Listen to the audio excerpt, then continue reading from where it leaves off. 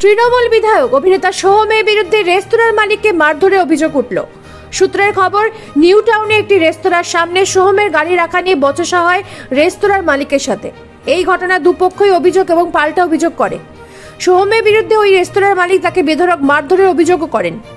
ঘটনার সূত্রপাত, গতকাল নিউ টাউনে একটি রেস্তোরাঁতে সোহমের সিনেমা শুটিং চলছিল। সেই সময় তার ইউনিটের গাড়িগুলো ওই রেস্তোরাঁর সামনে পার্কিং করা ছিল। রেস্তোরাঁর মালিকের অভিযোগ, এই গাড়িগুলি অন্যত্র রাখার কথা বললে সোহম অন্যত্র গাড়ি রাখতে অস্বীকার করলে সেই থেকে এই বিবাদের সূত্রপাত।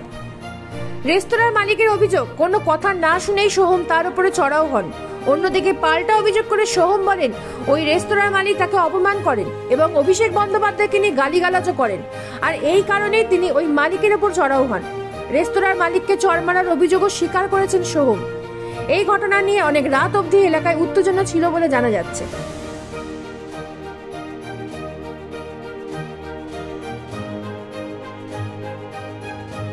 কলকাতা থেকে নিজস্ব প্রতিনিধি রিপোর্ট, নিউজ প্রাইম বাংলা।